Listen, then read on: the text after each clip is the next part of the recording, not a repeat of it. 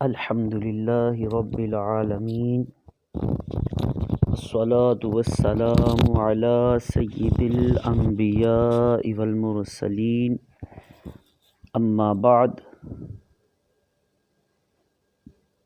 آئیے نماز جنازہ کے بارے میں کچھ سنتے ہیں۔ نماز جنازہ میں اگر ہم جائیں تو ہمیں کیا کرنا چاہیے، کیا پڑھنا چاہیے، تو اس کے بارے میں آئیے، یہ بھی اہم ہے، ضروری ہے، اس کا سلسلہ سے بھی ہم ایک شروع کرتے ہیں سیکھنے کا۔ نماز جنازہ سے پہلے کیا میت کے لیے کوئی خاص اہتمام کیا جاتا ہے؟ سنیے، نماز جنازہ سے قبل، نماز جنازہ سے پہلے میت کی تجہیز و تکفین کا اہتمام کیا جاتا ہے۔ اچھا، تجہیز و تکفین سے کیا مراد ہے؟ تو سن لیجیے، تجہیز و تکفین سے مراد میت کو غسل وغیرہ دینا، اور تکفین یعنی کہ میت کو کفن پہنانا ہے۔ اچھا، غسل میت کے جو ہیں فرائض، وہ بھی سماعت فرما لیجیے۔ ایک بار سارے بدن پر پانی بہانا فرض ہے میت کے بدن پر، اور 3 بار سنت مبارکہ ہے۔ تو طریقہ بھی، جو غسل میت کا طریقہ ہے وہ بھی سماعت فرما لیجیے۔ غسل میت کا طریقہ یہ ہے، اگر بتیاں یا لوبان جلا کر 3 بار یا 5 یا 7 بار ہیں، غسل کے تختے کو دھونی دیں، یعنی اتنی بار تختے کے ارد گرد پھرائیں۔ تختے پر میت کو اس طرح لٹائیں جیسے قبر میں لٹاتے ہیں۔ ناف سے گھٹنوں سمیت کپڑے سے چھپا دیجیے۔ آج کل غسل کے دوران سفید کپڑا اور جو ہے اس سے چھپاتے ہیں، پانی لگنے سے بے پردگی ہوتی، لہٰذا کتھئی یا گہرے رنگ کی چادر ہو یا اتنا موٹا کپڑا ہو کہ پانی پڑنے سے سر، یعنی کہ جو سطر ہے چھپانے کی جو جگہ ہے وہ نہ چمکے۔ کپڑے کی 2 تہیں کر لیں، یا زیادہ ہو تو زیادہ بہتر ہے۔ نہلانے والا اپنے ہاتھ پر کپڑا لپیٹ کر استنجا کروائے، یعنی پانی سے دھوئے۔ اچھا، پھر نماز جیسا وضو کروائیں، یعنی 3 بار منہ، پھر کوہنیوں سمیت دونوں ہاتھ 3 بار دہلائیں، پھر سر کا مسح کریں، پھر 3 بار دونوں پاؤں دہلائیں۔ اچھا، میت کے وضو سے میں پہلے یہ ہم جو گھٹ ہوتے ہیں، گھٹوں تک پانی، ہاتھ دھونا اور کلی کرنا اور ناک میں پانی ڈالنا نہیں ہے، البتہ کپڑے یا روئی کے پھریرے بھگو کر دانتوں، مسوڑوں، ہونٹوں اور نتنوں پر یہ پھیر دیے جائیں، یہ بہتر ہے۔ اچھا، پھر سر اور داڑھی کے بال ہوں تو وہ دھوئیں۔ اچھا، اب بائیں یعنی الٹی کروٹ پر لٹا کر بیری کے پتوں کا جوش دیا ہوا نیم گرم پانی ہو، اور یہ نہ ہو تو خالص پانی نیم گرم سر سے پاؤں تک بہائیں کہ تختہ تک پہنچ جائے۔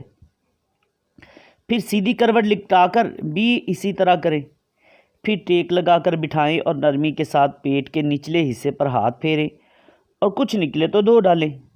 دوبارہ وضو اور غسل کی حاجت نہیں ہے۔ اچھا، پھر آخر میں سر سے پاؤں تک 3 بار کافور کا پانی بہائیں، پھر کسی پاک کپڑے سے بدن آہستہ سے پونچھ دیں، اور میت کو اس کے بعد پھر کفن اور اس کے بارے میں اس کی بھی کچھ تفصیل عرض کرتا ہوں کہ مرد عورت کا جو مسنون کفن کیا ہے۔ مرد کے کفن میں 3 کپڑے ہوتے ہیں، نمبر 1 لفافہ، نمبر 2 ازار، اور نمبر 3 قمیص۔ اچھا، عورت کے لیے یہ 3 کے علاوہ 2 مزید ہوتے ہیں، یعنی لفافہ، ازار، قمیص، اور ایک ہوتا ہے سینہ بند، اور ایک ہوتا ہے اوڑھنی، اس کے لیے 5 لفافہ جو ہے یعنی چادر میت کے قد سے اتنی بڑی ہو کہ دونوں طرف سے باندھ سکے، اور ازار جو ہوتا ہے یعنی تہبند چوٹی سے قدم تک ہو، اور قمیص یعنی کفنی بھی کہتے ہیں اس کو، یہ گردن سے گھٹنوں کے نیچے تک اور یہ آگے پیچھے دونوں طرف برابر ہو، اس میں چاک اور آستین نہ ہوں۔ مرد کے لیے کفنی کندھوں پر چیریں اور عورت کے لیے سینے کی طرف سے۔ سینہ بند یہ پستان سے ناف تک، اور بہتر یہ ہے کہ ران تک ہو، اور اوڑھنی 3 ہاتھ یعنی 1.5 گز کی ہو۔ اور اچھا یہ مخنث جسے ہم ہجڑے وغیرہ بھی کہتے، تو مخنث کو مردوں والا مسنون کفن دیا جائے گا یا عورتوں والا؟ سن لیجئے، مخنث کو عورتوں والا کفن دیا جائے گا جو ہجڑا ہے اس کو، اور مردوں اور عورتوں کے کفن کو پہنانے کا طریقہ جو ہے وہ بھی سماعت فرما لیجئے۔ اور ان کا طریقہ، مردوں اور عورتوں کا کفن پہنانے کا طریقہ کچھ اس طرح ہے کہ کفن کو 1، 3 یا 5 یا 7 بار دھونی دیجیے پہلے، پھر اس طرح بچھائیے کہ پہلے لفافہ یعنی بڑی چادر، اس پر تہبند اور اس کے اوپر کفنی رکھیں۔ اب میت کو اس طرح لٹائیں اور کفنی پہنائیں۔ اب داڑھی پر نہ ہو تو ٹھوڑی پر اور تمام جسم پر خوشبو ملے، اور وہ اعضاء جن پر سجدہ کیا جاتا ہے یعنی پیشانی، ناک، ہاتھوں اور قدموں پر کافور لگا دیں۔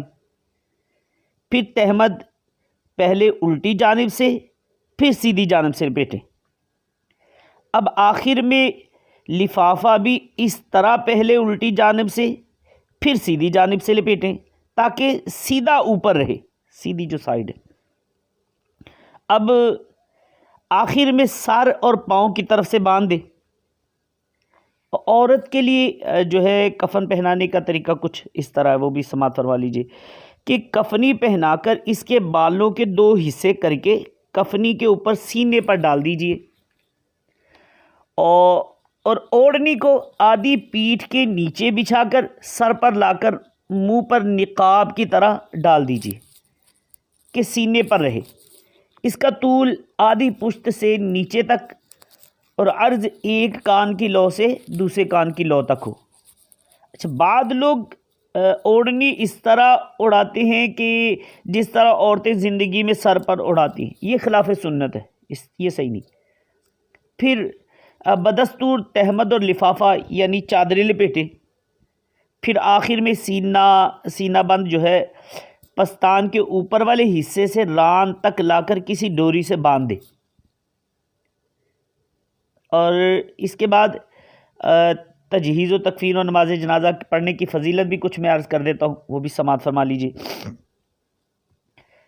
تجہیز و تکفین اور نماز جنازہ پڑھنے کی فضیلت بہت ساری روایات میں مروی ہے۔ چنانچہ امیر المؤمنین سیدنا علی المرتضیٰ کرم اللہ تعالی وجہہ الکریم سے مروی ہے کہ اللہ پاک کے پیارے حبیب صلی اللہ علیہ وآلہ وسلم نے ارشاد فرمایا کہ جو کسی میت کو نہلائے، کفن پہنائے، خوشبو لگائے، جنازہ اٹھائے، نماز پڑھے اور نہلاتے وقت جو ناقص بات نظر آئے اسے چھپائے، وہ گناہوں سے ایسا پاک ہو جاتا ہے جیسے ماں کے پیٹ سے پیدا ہوا ہو۔ اور سرکار مدینہ قرار قلب و سینہ صلی اللہ تعالی علیہ وآلہ وسلم کا فرمان عظمت نشان ہے، جو شخص یعنی ایمان کا تقاضا سمجھ کر اور حصول ثواب کی نیت سے جو شخص اپنے گھر سے جنازے کے ساتھ چلے، نماز جنازہ پڑھے اور دفن تک جنازے کے ساتھ رہے، اس کے لیے 2 قراءت، اچھا قراءت اصل میں نصف درہم کے 12ویں حصے کو کہتے ہیں، تو 2 قراءت ثواب ہے جس میں ہر قراءت احد پہاڑ کے برابر ہے۔ اور جو شخص صرف نماز جنازہ پڑھ کر واپس آ جائے اور تدفین میں شریک نہ ہو تو اس کے لیے 1 قراءت ثواب ہے۔ نماز جنازہ کی شرعی حیثیت بھی سماعت فرما لیجیے۔ نماز جنازہ فرض کفایہ ہے، یعنی اگر کسی ایک نے بھی ادا کر لیا تو سب کی طرف سے ہو گیا، ورنہ جن جن کو خبر پہنچی تھی اور نہیں آئے وہ سب گناہ گار ہوں گے۔ اچھا، نماز جنازہ کے لیے جماعت شرط ہے، تو سن لیجئے نماز جنازہ کے لیے جماعت شرط نہیں ہے، ایک شخص بھی پڑھ لے تو فرض ادا ہو جائے گا۔ اچھا، اگر نماز جنازہ کا فرض ہونا نہ مانے تو اس کے متعلق کیا حکم ہے؟ سنیے، اگر کوئی نماز جنازہ کا فرض ہونا نہ مانے تو وہ کافر ہے، دار اسلام سے خارج ہے۔ اچھا، نماز جنازہ کے صحیح ہونے کی کچھ شرائط بھی ہیں، وہ بھی سماعت فرما لیجیے۔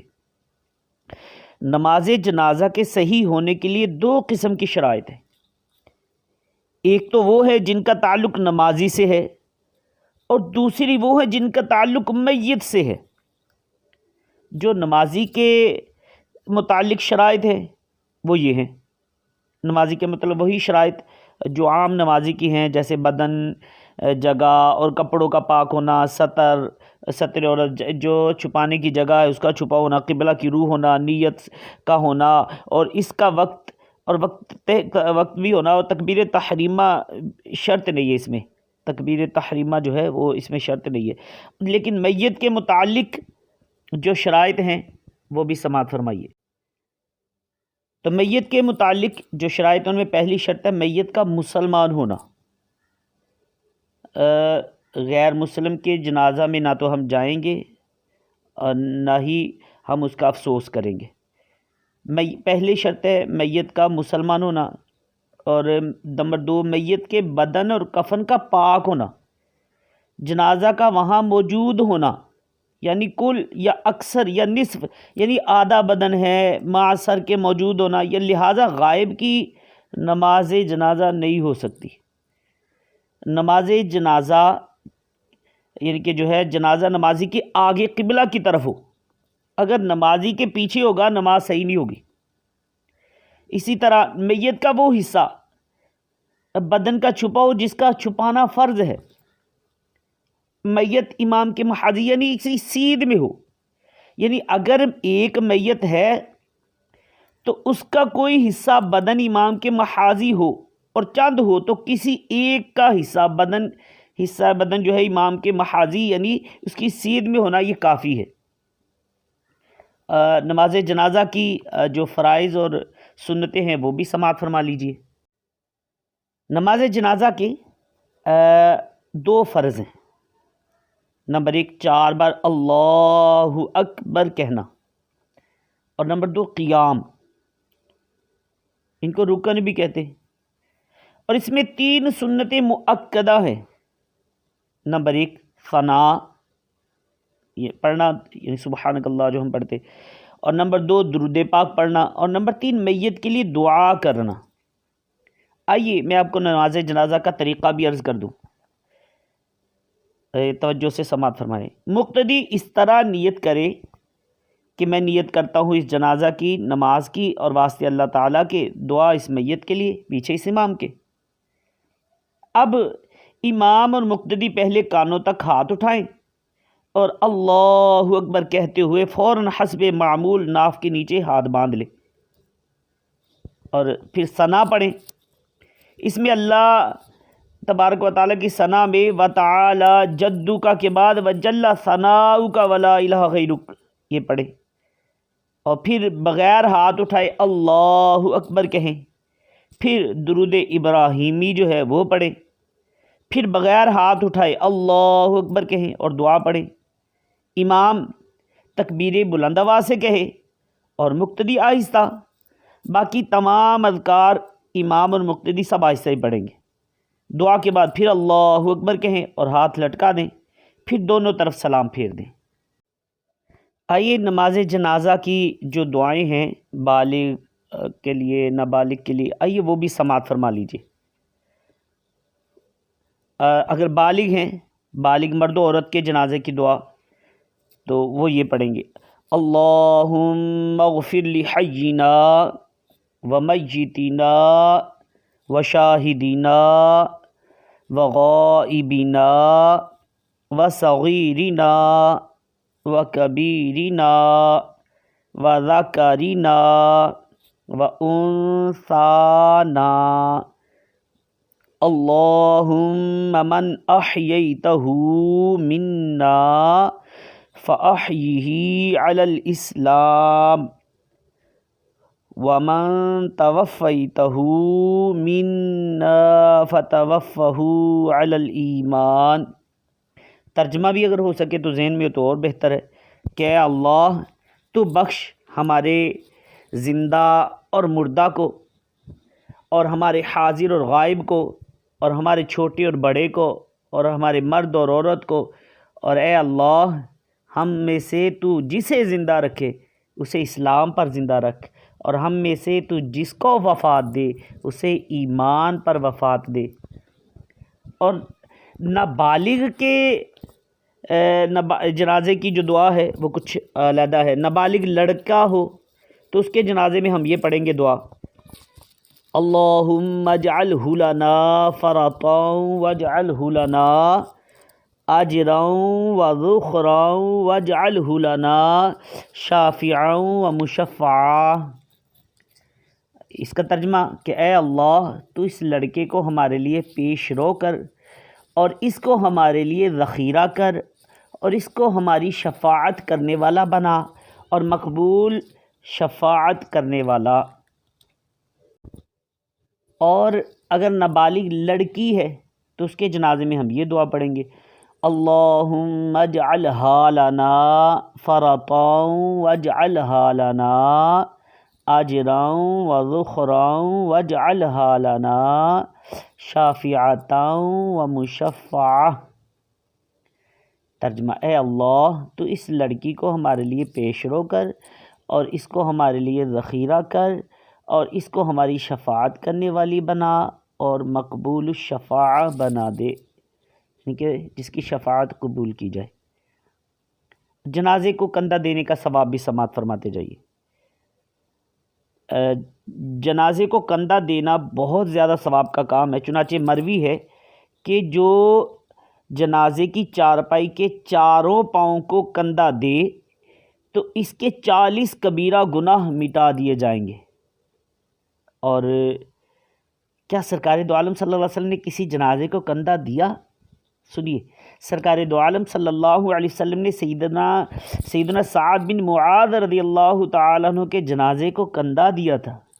ہاں جی، اچھا، کندھا دینے کا طریقہ بھی ہے، وہ بھی سماعت فرما لیجیے، اور اس کے مطابق اگر کرے تو انشاءاللہ فائدہ ہوگا۔ جنازہ کو کندھا دینے میں یہ باتیں سنت ہیں، یعنی 4 شخص جنازہ اٹھائیں، ایک ایک پایا ایک شخص لے، اور اگر صرف 2 شخصوں نے جنازہ اٹھایا، ایک سرہانے اور ایک پائنتی، تو بلا ضرورت مکروہ ہے، اور ضرورت سے ہو، مثلا جگہ تنگ ہے تو حرج نہیں۔ اب یکے بعد دیگرے چاروں پایوں کو کندھے دے، اور ہر بار 10-10 قدم چلے۔ پہلے سیدھے سرہانے کندھا دے، پھر سیدھی پائنتی یعنی سیدھے پاؤں کی طرف، پھر الٹے سرہانے، پھر الٹی پائنتی، اور 10-10 قدم چلے تو کل 40 قدم ہوئے۔ بعد لوگ جنازے کے جلوس میں اعلان کرتے رہتے ہیں، 2-2 قدم چلو، 2-2 قدم چلو۔ ان کو چاہیے کہ اس طرح اعلان کیا جائے، بلکہ اس طرح کرے کہ ہر پائے کو کندھے کے لیے 10-10 قدم چلیے، 10-10 قدم، تو 10-10 قدم یہ یعنی کہ بہترین ہے 2-2 قدم کی بجائے۔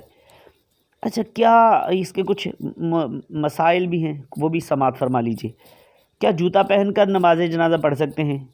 تو سن لیجیے، اگر جوتا پہن کر نماز جنازہ پڑھے تو جوتے اور زمین دونوں کا پاک ہونا ضروری ہے، اور جوتا اتار کر اس پر کھڑے ہو کر پڑھیں تو جوتے کے تلے اور زمین کا پاک ہونا ضروری نہیں، اوپر والا حصہ پاک ہے تو پھر بھی نماز ہو جائے گی۔